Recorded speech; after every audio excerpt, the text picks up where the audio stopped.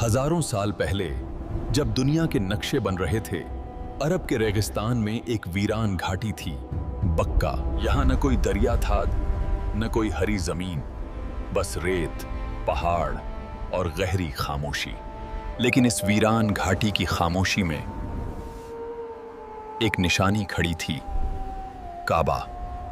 फिर एक दिन इस वीरान घाटी में दो मुसाफिर आए, हजरत इब्राहिम और हजरत इस्माइल अलैहिस्सलाम। उन्होंने इस वीरान घाटी में अल्लाह के पाक घर काबा की तामीर शुरू की। रेगिस्तान की उस खामोश घाटी में पत्थर दर पत्थर एक मुक़द्दस इमारत खड़ी हो रही थी। धीरे धीरे उस वीरान घाटी में काबा की दीवारें पूरी होने लगीं। आखिरकार रेगिस्तान की उस खामोश घाटी में काबा मुकम्मल हो गया। कुछ ही समय बाद दूर दूर के मुसाफिर इस घाटी की तरफ आने लगे। धीरे धीरे इस वीरान घाटी में जिंदगी बसने लगी।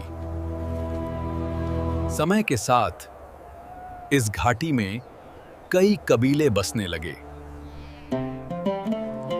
इन्हीं कबीलों के बीच एक कबीला उभरा जिसे कुरैश कहा जाता था।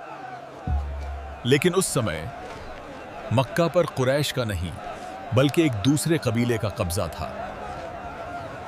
उसी दौर में एक शख्स उभरा जिसने कुरैश को फिर से एकजुट करने का इरादा किया। उन्होंने बिखरे हुए कुरैश कबीलों को इकट्ठा करना शुरू किया। उस दौर में कुरैश के बीच एक नेता उभरे। उनका नाम था कुसई इब्न किलाब। कुरैश के लोग इकट्ठा हुए और मक्का के भविष्य पर चर्चा शुरू हुई।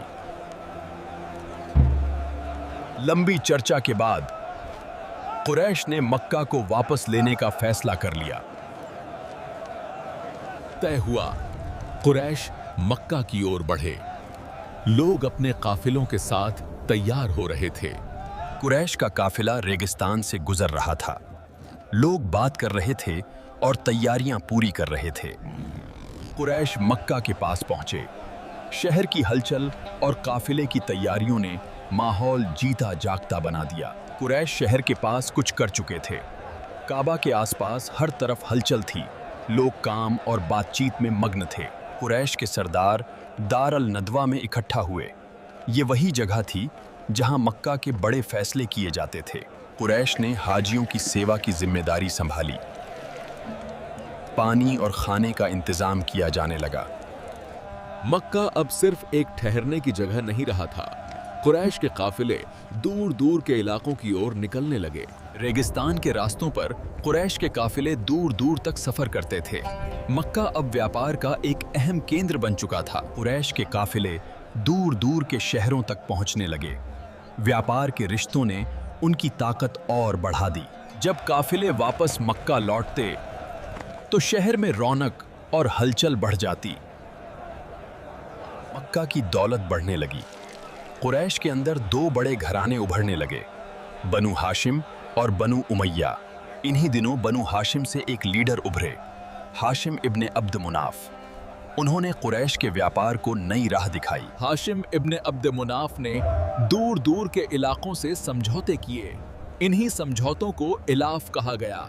इलाफ के बाद कुरैश के काफिलों के लिए रास्ते सुरक्षित हो गए। अब उनके काफिले बेखौफ पूरे अरब में सफर करने लगे। कुरैश काबा के रखवाले थे। इसी वजह से पूरे अरब के कबीले उनके काफिलों को इज्जत देते थे। बनु हाशिम के लीडर अब्दुल मुत्तलिब ने जमजम के पुराने कुएं की जगह तलाश करनी शुरू की। लोग उनके साथ मिलकर उस जगह की खोज करने लगे। खोज जारी रही और फिर अचानक जमीन के नीचे से पानी का सोता फूट पड़ा। ये वही जमजम का कुआं था जो सदियों से खो गया था। जमजम का पानी मिलने की खबर पूरे मक्का में फैल गई। लोग दूर दूर से उस पानी को देखने और लेने आने लगे। इसी दौर में यमन का हाकिम अब्रहा एक विशाल सेना लेकर मक्का की तरफ बढ़ा। उसका इरादा काबा को गिराने का था। मक्का के लोगों को जब इस बड़े काफिले की खबर मिली तो शहर में चिंता और हलचल फैल गई। मक्का के कई लोग शहर छोड़कर आसपास के पहाड़ों की तरफ चले गए। मक्का के एक बुजुर्ग नेता काबा के पास खड़े होकर दुआ करने लगे। उधर वो बड़ा काफिला धीरे धीरे मक्का के और करीब पहुंच रहा था। पहाड़ों पर खड़े लोग दूर से उस काफिले को मक्का की तरफ बढ़ते हुए देख रहे थे। कुछ ही देर में वो बड़ा काफिला मक्का के पास आकर रुक गया। काफिले के कुछ लोगों ने मक्का वालों के कई ऊंट पकड़ लिए। मक्का के बुजुर्ग नेता अपने ऊंट वापस लेने के लिए काफिले के सरदार से मिलने गए। उन्होंने कहा, मुझे मेरे ऊंट चाहिए, इस घर का मालिक खुद उसकी हिफाजत करेगा। फिर काफिला मक्का की तरफ बढ़ने लगा, लेकिन अचानक आगे बढ़ने वाला हाथी रुक गया। लोगों ने हाथी को आगे बढ़ाने की बहुत कोशिश की, लेकिन वो वहीं बैठ गया और उठने से इनकार कर दिया। उसी वक्त आसमान में अचानक पक्षियों के बड़े झुंड दिखाई देने लगे। हर पक्षी की चोंच और पंजों में छोटे छोटे पत्थर थे। फिर उन पक्षियों ने ऊपर से छोटे छोटे पत्थर गिराने शुरू कर दिए। काफिले में अफरा तफरी मच गई। लोग जल्दी जल्दी पीछे हटने लगे।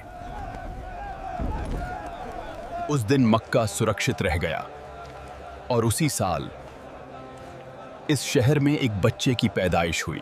उसी साल मक्का में एक बच्चे की पैदाइश हुई। उस बच्चे का नाम रखा गया मोहम्मद इब्न अब्दुल्लाह। मक्का में धीरे धीरे इस बच्चे की पैदाइश की खबर फैलने लगी। लोगों के दिलों में एक नई उम्मीद जागने लगी। वो बच्चा बनु हाशिम के घर में पला बढ़ा। मक्का के लोग उसे प्यार से देखते थे। समय बीतता गया। मक्का की इसी धरती पर वो बच्चा बड़ा होने लगा।